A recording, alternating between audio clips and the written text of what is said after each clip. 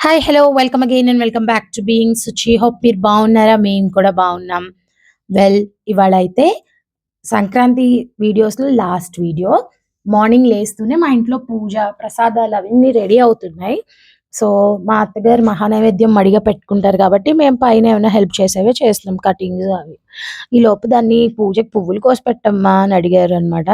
అందుకని చాలా ఇంట్రెస్ట్‌గా వాళ్ళ బామ్మ చెప్పంగానే ఖచ్చితంగా చేస్తుంది ప్రణవి ఏ పనైనా. మీరు ఇంట్లో ఎవరు ఏమడిగినా నో చెప్పడం మాత్రం చెప్పదు. చేసి పెడుతుంది. సో, ఇది చాలా లెంత్ వచ్చిన వీడియో అని ఫాస్ట్ ఫార్వర్డ్‌లో పెట్టాను. బ్రేక్‌ఫాస్ట్ అన్నీ చేసిన తర్వాత మేము మా హస్బెండ్ వాళ్ళ అత్త కొడుకింటికి వెళ్ళాము. వాళ్ళ ఇంట్లో ఇట్లా యాంటిక్ పీసెస్ ఉన్నాయి. ఒకటి 'అల్లావుద్దీన్ అద్భుత దీపం' అనుకోని చూసా. అది మూత కూడా వచ్చేలా ఉందని ఓపెన్ చేస్తే అందులో విభూది ఉంది. అండ్ ఇదేమో తాళపత్ర గ్రంథం అన్నమాట. చూస్తే అందులో సుప్రభాతం గూడా ఉంది. ఎంత బావుందో మంచిగా అసలు. నాకు ఇలాంటి యాంటిక్స్ నచ్చుతాయి గూడాను. But you have to maintain అన్నది అది మన చేతుల్లో ఉంటుంది అన్నది నా opinion. If you have interest you will automatically maintain కదా! అండ్ వాళ్ళ ఇంట్లో ఇవే కాకుండా క్యూట్‌వి ఇవ్ ఇత్తడివి ఉంటాయి గదా! ఆటో ఉంది. కైనెటిక్ హోండా ఉంది. ఇంకోటి ఫిరంగులున్నాయి. ఎలాగో నెమళ్ళు, బాతులు, ఏనుగులు ఇవన్నీ అందరి ఇళ్ళల్లో ఉండేవే. ఇవి కొంచెం డిఫరెంట్‌గా ఉన్నాయని నేను క్లిప్స్ తీసుకొచ్చా. కైనెటిక్ హోండా చూసి చాలా రోజులైంది. అండ్ అంతే కాకుండా మీకిప్పుడు ఆటో గూడా చూపిస్తాము. చూడండి. ఈ ఆటో చాలా వెయిట్ కూడా ఉంది. దానికి వెల్వెట్‌తో కుషన్, మిర్రర్ అన్నీ ఇచ్చారు. అండ్ ఇక్కడైతే మీరు చూడొచ్చు ఫిరంగులు. ఇవి కూడా ఇత్తడివే అన్నమాట. ఎక్కడి నుంచి కలెక్ట్ చేసావు అన్నయ్య అంటే చెప్పారు. ఒక షాప్ ఉంటుంది. వాట్సాప్ గ్రూప్ అది. యాంటిక్స్‌వి సేల్ చేస్తారు అని. ఇంటికొచ్చి లంచ్ తిన్న తర్వాత కేసన్‌పూర్ అయితే బయలుదేరామన్నమాట. సో, ఇక్కడ నేను అదే చూపిస్తున్నా. ఈ ఇయర్ రింగ్స్ అనుకోకుండా నేను నా కాటన్ డ్రెస్‌కి కూడా మ్యాచ్ అయింది అని. ఈ డ్రెస్ నేను వరమహాలక్ష్మియో, కంచి వరమహాలక్ష్మి ఏదో ఉంటుంది కదా! కళామందిర్ వాళ్ళది. అక్కడ కొనుక్కున్నాను. ఇది అరౌండ్ 2000, 1800 పడింది ఈ డ్రెస్. మీకు చున్నీ, టాప్ బాగుంటున్నాయి గానీ, ఇప్పుడొస్తున్న డ్రెసెస్ ఎంత కాస్ట్ పెట్టినా బాటమ్ క్లాత్ అంత గ్రేట్‌గా ఉండట్లేదని నా పర్సనల్ ఫీలింగ్. సో, డ్రెస్ అయితే చాలా బావుంటుంది. ఇంకా మీరు సింగిల్ సైడ్ చున్నీ వేసుకొని 3/4 హ్యాండ్స్ పెట్టించుకొని, కుట్టించుకొని మీ ఇష్టం. మీరెలా డిజైన్ చేయించుకొని అలా వేసుకున్న దాన్ని బట్టి డ్రెస్ లుక్ కూడా బావుంటుంది. ఇయర్ రింగ్స్ అనుకోకుండా మ్యాచ్ అయ్యాయి. మేము కలిసి అందరం కేసన్‌కూర్ అయితే వెళ్తున్నామని చెప్పాను కదా! కేసన్‌కూరు మా మావగారు వాళ్ళ అమ్మగారు వాళ్ళ ఊరనమాట. సో, చిన్నప్పుడు అంతా అక్కడే చదువుకుని పెరిగారు. అక్కడ లాస్ట్ టైమ్ 4 ఇయర్స్ ఎగో వ్లాగ్స్‌లో కూడా మా ఇల్లు చూపిచ్చా. అంటే అప్పట్లో ఇల్లు. ఇప్పట్లో అది వేరే వాళ్ళ ఇల్లు కాబట్టి. అమ్మేసారు అదంతా అప్పుడు షిఫ్ట్ అయిపోయినప్పుడు కాకినాడకి. సో, ఆటోమేటిక్‌గా మనం హ్యాపీగా ఉన్నప్పుడు ఆ గ్లో హ్యాపీగా కనిపిస్తుంది కదా ఫేస్‌లో. నా దాంట్లో అదే జరుగుతోంది. రేపు కనుమ కాబట్టి ఎక్కడ చూసినా రష్. ఎక్కడ వాళ్ళు అక్కడికి వెళ్ళేవాళ్ళు ఉన్నారు. అట్ ద సేమ్ టైమ్ ఈ చికెన్ షాప్స్ అయితే కళకళలాడిపోతున్నాయి కోళ్ళతో. 30 ఏసి, 40 ఏసి కోళ్ళు కట్ చేసి హ్యాంగ్ చేసి ఉన్నాయి యానాం బ్రిడ్జ్ దగ్గర అంతా కూడా. మొత్తానికి కేసన్‌కూరు మేము మురమళ్ళ మీద నుంచే వెళ్తాము. సో, చాలా బావుంటుందండి ఆ ఊరు కూడాను. సుబ్రహ్మణ్యపురం సినిమా అయితే అక్కడే తీశారు సుమంత్‌ది. అది పెద్ద విగ్రహం సుబ్రహ్మణ్యేశ్వర స్వామిది ఫస్ట్ అక్కడే ఉండేది. తర్వాత అమలాపురంలో అండ్ ఇప్పుడు కాకినాడలో 2 ఉన్నాయి. ఎక్కడ చూసినా ఇప్పుడు పెట్టేస్తున్నారు గానీ అప్పట్లో ఫస్ట్ ఆ ఊర్లోనే ఆ పెద్ద విగ్రహం ఉందన్నమాట. దాని గురించి అక్కడ షూటింగ్ అవన్నీ గూడా జరిగాయి. అండ్ అక్కడ మల్లమాంబ టెంపుల్, మల్లమ్మ గ్రామ దేవత అన్నమాట. అక్కడి దే ఆ అమ్మవారికి మేము చీర పెట్టాలి. గృహప్రవేశం చీర. మేము ఇల్లు గృహప్రవేశం అనుకుని వినాయకుడి మీది కట్టినప్పుడు ఫస్ట్ మా గుడి వినాయకుడికి అట్ ద సేమ్ టైమ్ ఒక 5గురు గ్రామ దేవతలకి చీరలు అవన్నీ కొన్నాకే పెట్టుబడి బట్టలు కొన్నాను నేను. సో, ఆ చీరలో ఒక చీర మల్లమాంబ చీర ఇంట్లోనే ఉంది. ముగ్గు ఇవన్నీ సర్దుకోవాలి నేను. ఆ దేవుడికి పెట్టే చీర మంచిగా పొద్దున్నే బయలుదేరే ముందు దీపం పెట్టుకున్నాక పెట్టుకున్నాము. బీరువాలోనే ఉంది కదా అన్నట్లు నేను అదేమి తీసి బ్యాగ్లో సర్దలేదు. విడిగా కవర్లో పెట్టి కారే కాబట్టి సపరేట్గా పెడదాము అని మర్చిపోయా. సర్లే చీర మళ్ళీ కొనొచ్చు ఏముంది అని ఇంకా మురముళ్ళు వెళ్ళాక మురముళ్ళలో ఒక బట్టల షాప్లో ఒక కాటన్ చీర అయితే కొన్నాను. ఫస్ట్ థింగ్ ఏంటంటే గోదావరి జిల్లాలో ఎక్కువ ఈ కొబ్బరి చెట్లు ఇవి ఉంటాయి. దానివల్ల బ్యూటీ ఎక్కువగా అనిపిస్తుంది. అండ్ నాకు ఇప్పుడే తెలిసింది, ఇప్పుడంటే ఈ ట్రిప్లో తెలిసిన విషయం ఏంటంటే కొబ్బరి చెట్టు గట్టిగా పట్టుకొని ఆ సాయిల్ ఉండడం వల్ల ఎప్పుడు కూడా నదీ తీరంలో మనకి ఎక్కువ అవే కనిపిస్తాయట. అదంటే ఇప్పుడు కోసుకుపోకుండా నీళ్ళకి ఇసుకకి గట్టిగా పట్టుకొని ఇసుకని ఉంటుందిట. అందుకని కొబ్బరి చెట్లు నాటుకుని అవి కూడా బాగా అక్కడ ఉంటాయి వాటి లైఫ్. సో వరి పొలాలు అవి మంచిగా అనిపిస్తుంది. నాట్లేసి అవన్నీ ఇప్పుడే మొలుస్తున్నాయి. అవి కూడా మంచిగా పచ్చదనం. నేచర్ ఈజ్ ద బెస్ట్ ఏమంటారు హీలర్ అని నాకు అర్థమైందండి. మనం ఏదో చదువుతాం కానీ ఊరికే రాయరని తెలుస్తోంది. రోడ్లన్నీ ఉంటే ఒక్కొక్క దగ్గర గట్టి ట్రాఫిక్లా ఉన్నాయి, లేదా నిర్మానుష్యంగా ఉంటున్నాయి. సో అందరూ పండక్కి ఇంటికి వచ్చి ప్రతి ఒక్కళ్ళు వాళ్ళ ఫ్యామిలీతో బాగా ఎంజాయ్ చేశారని నేను అనుకుంటున్నాను. మేము కూడా అనుకోకుండా వెళ్ళి కూడా అసలు డ్రాప్ నాది లేనే లేదు, అట్లాంటిది నేనే వెళ్ళి చాలా బాగా ఎంజాయ్ చేశాను. ఇది మురమళ్ళ విశ్వేశ్వర స్వామి టెంపుల్ అన్నమాట. ఇక్కడ ఏంటంటే పెళ్లి కాని వాళ్ళందరు ఒక మీ నక్షత్రం స్వాతి నక్షత్రం అనుకోండి, ఆ నెలలో స్వాతి నక్షత్రం డేట్ ఎప్పుడు వస్తుందో ఆ రోజు మీకు కళ్యాణం చేస్తారు. మురమళ్ళ దేవస్థానం వెబ్సైట్లో చూస్తే ఆ డేట్స్ ఉంటాయి, కళ్యాణం కాస్ట్ ఉంటుంది, చూడొచ్చు. అండ్ నేను కాటన్ చీరల షాప్స్కి వచ్చాను కదా, అందులో నలుపు చుక్క కనిపిస్తోంది. ఆ ముక్కుపొడి రంగు స్నఫ్ కలర్ దాంట్లోనే అది లేదనమాట. అందుకని చెప్పి నాకు అది నచ్చింది కూడా. ఎవరైనా వేరే వాళ్ళు కట్టుకోవడానికి కూడా వీలుగా ఉంటుంది అమ్మవారికి కట్టిన తర్వాత అన్నట్టు. ఆ చీర తీసుకొని బ్లౌజ్ పక్కనే ఫ్యాన్సీ షాప్లో గాజులు కొని పట్టుకొని వెళ్ళాం అనమాట, పళ్ళు అవన్నీ. సో ఎప్పుడు వచ్చినా కేసన్కూరు వెళ్తే మాత్రం ఖచ్చితంగా మల్లమ్మ గుడి కోసమే వెళ్తాం మేము. అండ్ నదీ తీరం కూడా ఉంటుంది, జస్ట్ ఇటు నుంచి అటు కాలువలాగా దాటడానికి. ఈసారి చీకటి అయిందని ఇంకా వెళ్ళలేదు. మేము వచ్చేటప్పటికే 4:15 అలా దాటింది, 4:30 ఇంచుమించుగా. ట్రాఫిక్ వల్ల లేట్ అయింది, లేకపోతే 1 hour 15 minutesలో అసలు యూజువల్గా వచ్చేస్తూ ఉంటాం. లాస్ట్ టైం ఫుల్ కొబ్బరి పీచు తీసి కొబ్బరికాయలు అన్ని చక్కగా స్టాక్ చేసి పెట్టున్నారు. ఈసారి ఇంకా మరి తీయలేదో లేకపోతే ఆల్రెడీ అన్ని లారీలకి వేసేసారో తెలియలేదు.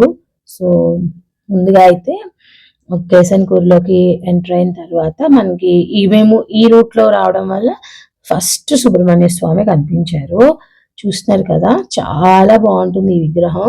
ఫస్ట్ ఈ ఊళ్ళోనే ఉంది. ఇక్కడే సుబ్రహ్మణ్యపురం సినిమా చూడండి, మీకు ఈ పర్టికులర్ చిన్న బ్రిడ్జ్ లాగా దేవుడిది ముందు ఉంది కదా, అదంతా కూడా మీకు అందులో ఉంటుంది. నీకు అంత బాగా ఎలా తెలుసు చిత్ర అంటే, ఫస్ట్ టైం ఆ ఊరు వెళ్ళినప్పుడు మొన్న ఈ మధ్య ఈ ఫిల్మ్ షూట్ చేశారు. ఈ పక్కనే ఆ ఇల్లు ఉంటుంది, అందులోనే సుమంత్ వాళ్ళందరూ ఉన్నారని కూడా చూపించారు అనమాట. సర్పంచ్ వాళ్ళదో ఎవరిదో ఊరు పెద్ద ఇంట్లో. సో అక్కడ కొన్ని పిక్చర్స్ అవి తీసుకుని మా హస్బెండ్ వాళ్ళ అత్తని తీసుకొని ముందరే కార్లో, పెద్దవాళ్ళు నడవలేరు కదా, గుడి దగ్గర వెయిట్ చేస్తున్నారు. మేము అందరం కలిసి చక్కగా ఒక వాక్ అంతా చేసుకుని గుడి దాకా అయితే వెళ్ళాము.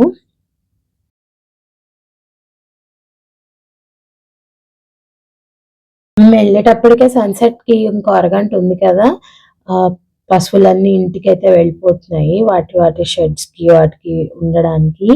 సో నెమ్మదిగా అలా నడుచుకుంటూ వెళ్తూ ఉన్నాం. వాళ్ళ బాబాయ్ కానీ వాళ్ళ అత్త వాళ్ళు కానీ ఎవరు వచ్చినా వాళ్ళకి ఐడెంటిఫికేషన్ ఈజీగా ఉంటుంది, ఇది మా స్కూల్ అనో, ఇది ఇక్కడ ఇలా ఉండేదనో అని. మనకి ఎవరికి ఏం తెలుస్తుంది? అట్లీస్ట్ మా హస్బెండ్ మాతో నడిచినా ఏదైనా గుర్తున్నో చెప్పేవాళ్ళు, వాళ్ళు ఇంతకు ముందు చెప్పినవి. మనకు ఎవరు తెలియదు, మనం ఏమో ట్రైపాడ్ వేసుకొని వెళ్ళిపోతుంటే అందరు మనల్ని చూడడం వింతగా అనిపిస్తుంది ఒక పక్క. కానీ ట్రైపాడ్తో తీసినప్పుడు, అంటే సెల్ఫీ స్టిక్ పట్టుకొని తీసినప్పుడు ఉన్నంత మంచి స్టేబుల్గా కానీ నీట్గా రావడం కానీ మామూలుగా రావట్లేదు. ఈ ట్యాప్లు ఎంతమందికి గుర్తున్నాయి, బ్రాస్ ట్యాప్లు. మన చిన్నప్పుడు రైల్వే క్వార్టర్స్లో కూడా ఇవి ఉండేవి. అండ్ అందరింటి ముందు మొక్కలే మొక్కలు. ఈ మొక్కలు పిచ్చి వాళ్ళం. మొక్కలు చూడగానే కొంచెం బ్రేక్స్ వేసుకుంటూ వెళ్తాం కదా, నా విషయంలో కూడా అది జరిగింది. సో ఒక 1/2 కిలోమీటర్ దాకా నడిచిన తర్వాత ఇంకా గుడికైతే బయలుదేరి గుడి వైపు అయితే బయలుదేరుతున్నాము. సో ఒక దగ్గరికి వచ్చాక రూట్ కన్ఫ్యూజ్ అయ్యామన్నమాట. సో ఒకసారి ఎవరినో కనుక్కుని బయలుదేరిపోయాం. ఇదిగోండి వచ్చేసాము మల్లమ్మ టెంపుల్‌కి. ఒక 2 ఇయర్స్ ముందు పెయింట్స్ అన్నీ వేశారనమాట. దానికి మా ఫ్యామిలీ అందరూ కూడా కలిసి ఇంట్లో ఎంతమంది ఉన్నారో లైక్ మా హస్బెండ్ వాళ్ళ సైడ్ కజిన్స్, పెద్దవాళ్ళు అందరూ కాంట్రిబ్యూట్ చేశారు ఎవరికి నచ్చినంత వాళ్ళు.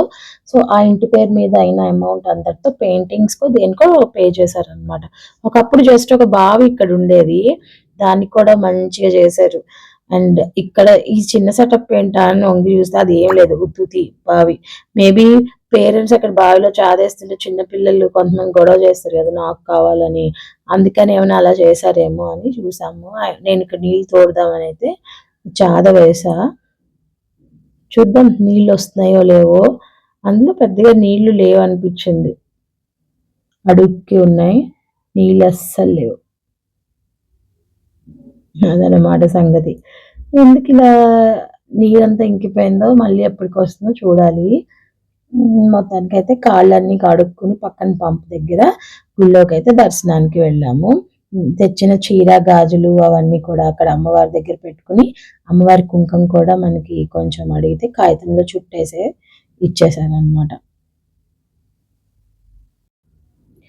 సో ఇక్కడ ఈ గ్రామ దేవతతో పాటు పార్వతీదేవి విగ్రహం కూడా కింద ఉంటుందన్నమాట.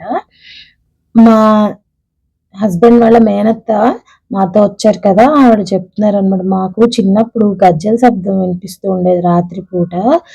ఆ రోజుల్లో టీవీలు ఇవేమీ ఉండేవి కాదు కదా, బుడ్డి దీపాలు, కరెంట్ కూడా అంతగా ఉండేది కాదు.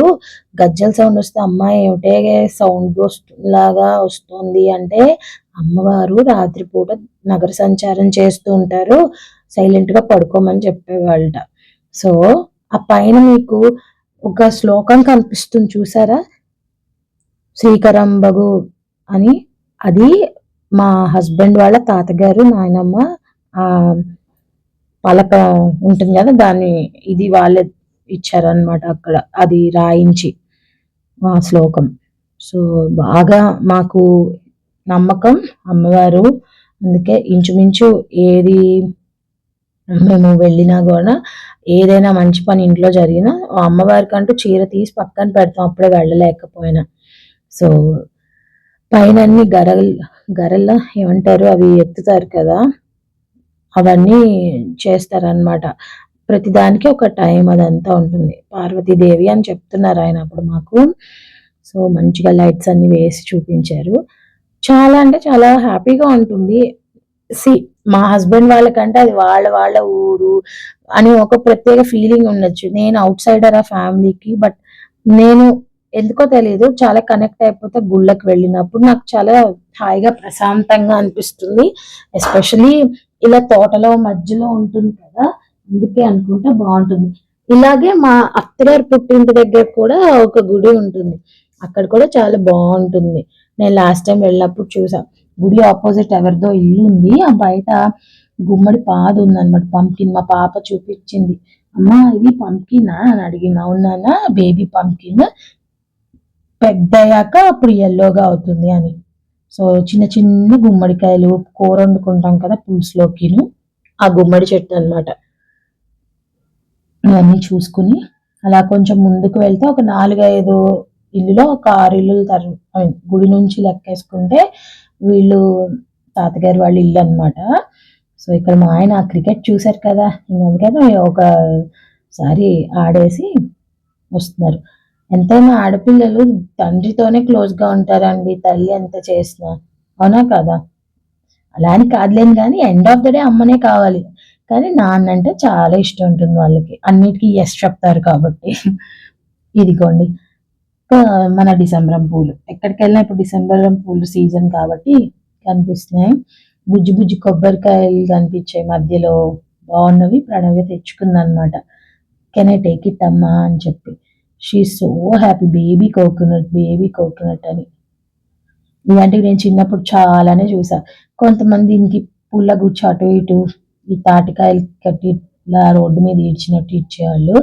సో కలర్ఫుల్ ముగ్గులు చూసుకుంటూ నేను నా కూతురు వాళ్ళందరినీ వదిలేసి ముందుకు నడుచుకుంటూ వెళ్ళాం. బికాజ్ నాకు ఇల్లు తెలుసు కదా, ఆ ధైర్యంతోనే నేను ఆ ఊరికి కొంచెం ఐడియా ఉన్నంత వరకు నేను ఓన్గా వెళ్ళిపోతా ఎక్కడికైనా. సో అలా నడుచుకుంటూ వెళ్ళాం అనమాట.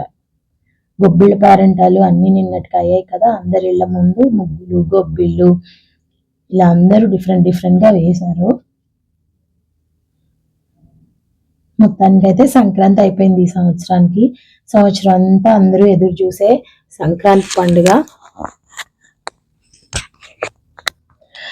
ఇది. బాగా కలర్ఫుల్ గా ఉంది. మీలో ఎంతమంది సంక్రాంతికి కలర్స్ అదే రంగులు వేసుకుంటారు, సున్నాలు? నేను అది చాలా అబ్జర్వ్ చేసా పల్లెటూర్లలో.